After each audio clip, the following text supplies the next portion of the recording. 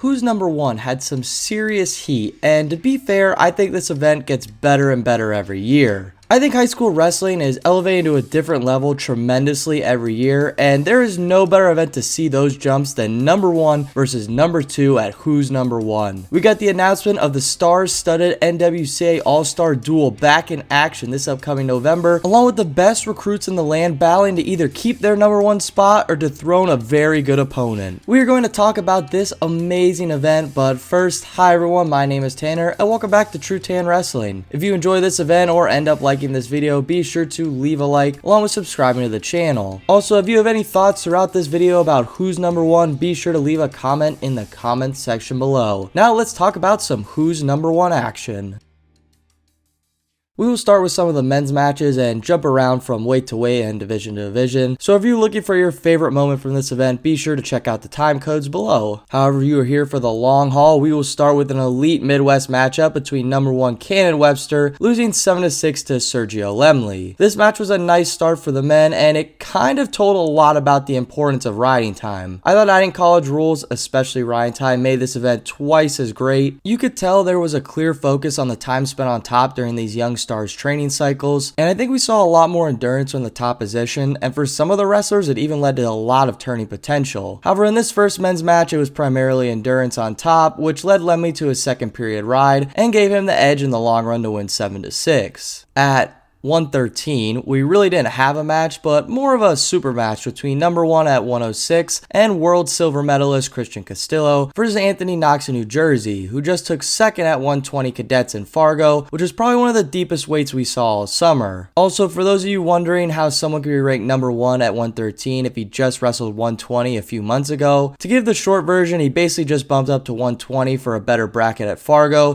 which really increases his recruiting potential, and the same is true for Castillo, who took this challenge here at Who's Number One. However, the major size gap and honestly a talent gap really showed, with Knox getting a few takedowns in this match and showing his massive turning potential, winning 16-1 tech fall, growing his impressive resume. The true impact and adding emphasis to top riding really showed at 138 men's, with recent Little Rock commit Nasir Bailey facing off against Ryder Block, the Iowa recruit. Block was 2-0 over Bailey before, and he was coming off a Fargo title. However, very early in this match, Bailey would get a takedown and get some back points to take a 6-0 lead, and he would maintain a lead the rest of the match, flipping the rivalry and taking the number one spot at 138 pounds. Then once again, we saw a match where top really made the difference again, but 145 ended with a quick result, which is kind of shocking. Bo Manzanotto was coming off a Fargo title and being a super flashy wrestler in his respect. Tyler Kasich is coming in as the number one ranked wrestler in the country at 145, and he was coming off a silver world medal at Worlds. However, Manzanotto came out with a quick takedown and then got a mean roll through half to pin the number one ranked wrestler at 145 in the first period. Manzanotto is definitely continuing the family tradition of being a very flashy group of wrestlers and having some dangerous stuff that leads to pinfalls. 126 saw one of the biggest rematches of the night between Blair's Mark Anthony McGowan, who has won the series over Illinois' Fargo champ Ben Davino. McGowan would be winning the feet battle for a while during this rematch, but after Davino grabbed some scores of his own along with getting some nice back points, Davino would take down another number one on the night to take over the spot and to show that Illinois is definitely coming back on the rise. Also, to speak to that comment really fast, Illinois had so many wrestlers in men's and women's at this event, which is really wild for a state. I know their Fargos have been a little less dominant than usual, but trust me, they're storming back, and I have a weird feeling they're going to start dominating Fargo once again. 152, we had a 2021 Cadet World Champion Myra Shapiro face off against young and up-and-coming Oklahoma star LaDarian Lockett, coming off a Fargo title. Lockett showed some serious promise in this match, only losing 6-3, but Shapiro really controlled most of the match, and honestly, this dude's for real. I mean, he's been training with Yanni up in Cornell, and he wrestles at Wyoming Seminary, so yeah, he's probably going to be pretty good, but Cornell definitely has a really nice commit in Myra Shapiro.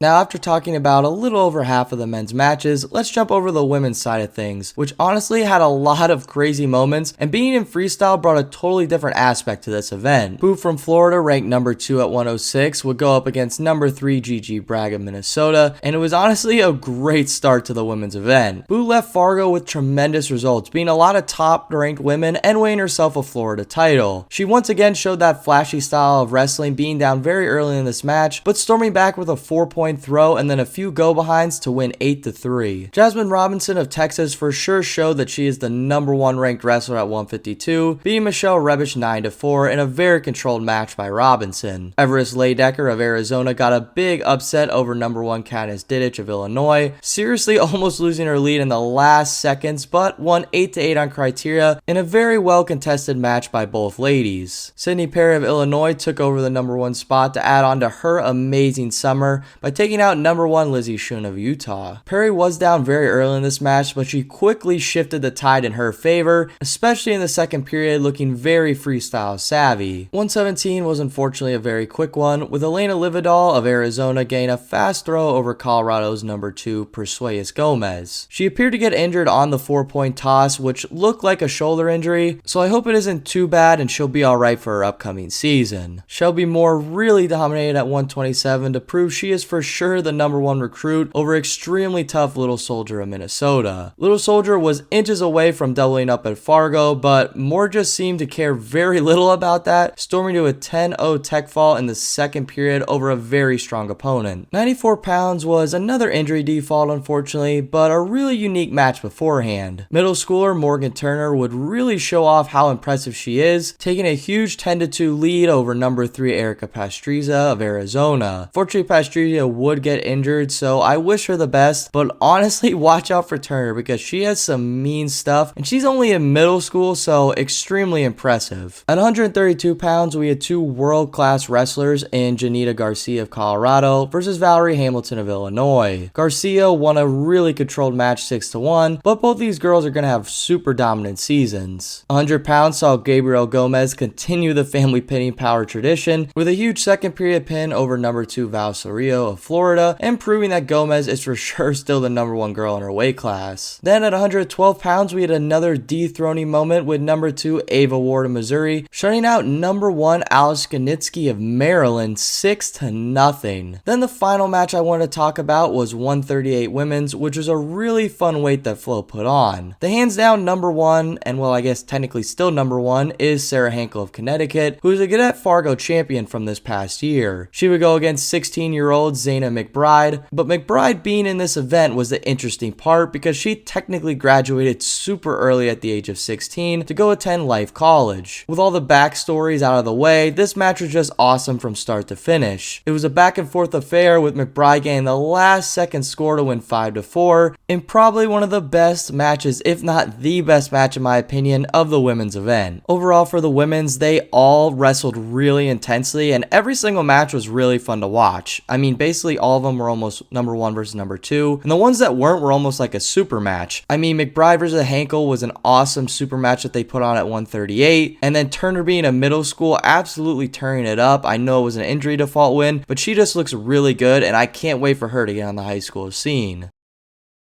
Then entering into our home stretch, we had some really entertaining matches on the men's side of things to wrap up this event. For starters, 182 was the first and only overtime match of this event, with two world teamers battling it out, which I thought was pretty cool. Brandon Thompson would win the college rule overtime system to keep his #1 spot over New York star and #2 Zach Ryder. At 120, we saw the rematch of the cadet world team trials between Nate Jessaroga of Iowa, the junior Fargo champion, versus Jack Forrest, the soon-to-be Bishop McCourt star, and the cadet world silver from this past year. Their matches are always wild, and this summer really showed that between these two, putting them both on a super high pedestal at the weight. This match was no different than what we're used to, with them scoring in bunches. Jack Forrest would win a wild 8-7 battle here with a ton of fun scoring throughout, with Forrest holding off the third period takedown attempts of Jessaroga. Then before I talk about the most epic rivalry from this past summer and well soon to be the season at 170 pounds, let's talk about the awesome four-man, and honestly wow, let's talk about Angelo Ferrari. I was really trying to think of who the MVP for this event was before 160 pounds ended, and man, I will give credit where it is due. Angelo deserves MVP all the way for who's #1 this year. He had a slow start against #4 Skulls of Wisconsin, but he really showed his takedown skills and his ability to wear down his opponents in the second and third period, winning 5-2. Skulls did have some really crafty scrambles and some moves, but Angelo Ferrari sort of beat him in every position in my opinion. However, However, the main story of this 4-man bracket is that he would major decision win 10-2 over cadet world champion and maybe the hottest name in high school wrestling right now, well, behind Angelo Ferrari now, and that name is Joe Seeley, who's also the pound for pound best wrestler in his class. Angelo Ferrari would smack him down and stamp his name as number 1 in this weight class, leaving no doubts in anyone's mind. Props to the other guys in the 4-man though, and especially Joe Seeley for taking on the challenge, being the number 3 ranked guy, but after this event he will be ranked number 2, getting revenge over Nick Ruiz, who actually had 2 wins over him and is a Fargo runner-up. So yeah, this weight's still super deep even though Angelo sort of ran through it.